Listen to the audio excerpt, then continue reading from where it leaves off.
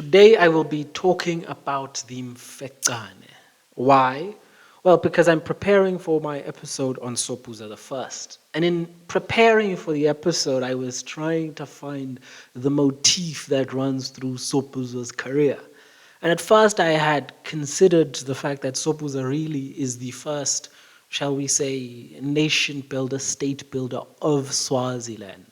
Mvungunye sets the preconditions for that to be the case, but Sopuza really builds out the state institutions that will then be fleshed out by his son and his wife. But I also realized the most important factor or backdrop of Sopuza's life is the Mfecane. The Mfecane is such a loaded term that before I start the episode, I want to briefly discuss the Mfecane, both as a historical event and the historiography that grew up around the Mfecane, because it is such a complex and contentious issue that has so much baggage. Before I even shot this video, I thought I would check out on YouTube what sort of videos about the Mfecane are out there.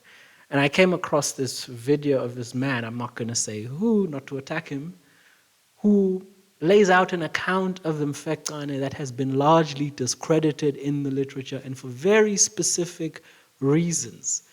One of the things the man does is he takes up the concept of the Mfecane that is laid out by a historian named George Theal. George Theal can be seen as the major ideological or historical figure that lays out the historical architecture that justifies the apartheid state and then their subsequent segregationist policies. He basically frames the Mfecane as being a self-generated Zulu revolution that builds out military and political infrastructure that is used by Shaka in an almost Hitlerian genocidal war that culminates in the death of close to 2 million Africans and the depopulation of large parts of Natal and the interior in the area of around the Transvaal and the Free State. So this is George's idea, and that this created the conditions that would then allow the whites to move in, establish white republics, and therefore have a historical justification for the dispossession of blacks.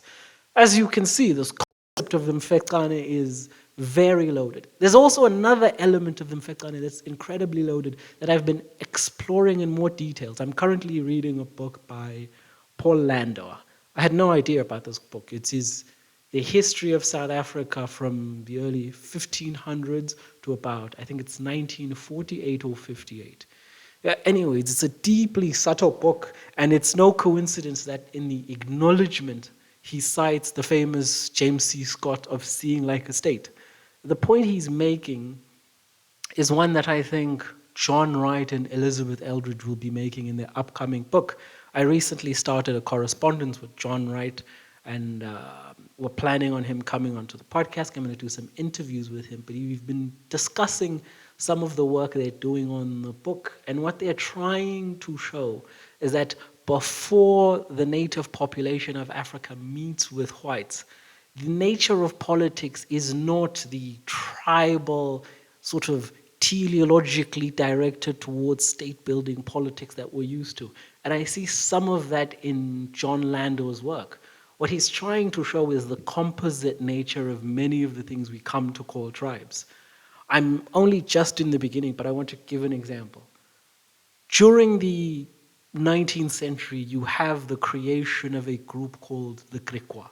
The Griqua are a mixture of the Khoi, Boers, it's in the San, and there are this mixture, and they come to identify as a particular group. And really what sets them apart is that they then embrace Christianity. They dress a little differently from the native population, even though their physical features resemble them. They have some mixture of white in them. And then you have this artificial creation of a group called the Griqua by Christian missionaries that sets them apart, and it sort of solidifies what was in fact a group that was formed by the mixing of multiple tribes with different commitments, different hierarchies, identifications a cross-cutting set of identities, and that the Mfecane, in sort of as a concept, when we use it and when we think about it, we almost see this ethnic or pre-ethnic element teleologically moving towards a decided point and becoming a particular nation. And the point, or one of the points Landau is making, is that this is wrong. It only ends up culminating in the tribal and ethnic element because of the peculiar feature of Europeans, the way they identify this group. And this is something I also see having read Caroline Hamilton's magnificent book, Terrific Majesty. One of the things she demonstrates, for example, is that when you look at, say, the Zulu kingdom under Shaka has many different unequal elements in it. You have the tribes closer to Natal who are called the Lala chieftaincies. You have the Cwabe, the Mtetwa, and you have a upper crust of people who identify as Zulu and a lower crust who are not allowed to identify as Zulu. But later on, as they collide with Europeans and as you get colonialism, identities change. And what it means to be Zulu sort of solidifies over time. We also come to conceptualize ourselves through European concepts. This is not me necessarily trying to channel a critique of history as being Eurocentric per se, but it's really something else. I still haven't worked it out myself. I'm still sort of working it out, reading, writing, thinking about it. But that's beside the point. The critique I have is that of the George Theal type of history and understanding of the Mfecane. I think the Mfecane as a concept is useful. It describes a particular historical event that allows us to contextualize Sopuza's career, that of Zwangendaba, that of Ngaba, of Soshangane, and see that these were truly extraordinary men who lived in turbulent times and had to overcome so much uncertainty. You start to appreciate the frenetic and almost desperate energy of Sopuza, and you see him in all of his majesty. But even as we do that, I want to sort of disaggregate the Mfecane before I use it as a concept. I want to disaggregate it by drawing on the work of the most eminent pre-colonial South African historians, because this has already been done. The primary source material for today's episode is a book edited by Caroline Hamilton. The book is The Mfecane Aftermath.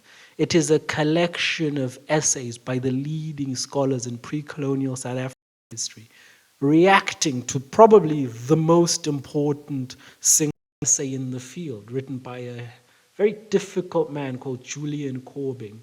His essay is The Mfecane as Alibi. And in it, he attacks the concept of the Mfecane as being a myth, as a creation by whites, and specifically apartheid whites, with the help of more liberal historians. He sees the liberal historians as helping the apartheid regime by implicitly accepting the Mfecane and thus legitimating the core historical justification for apartheid.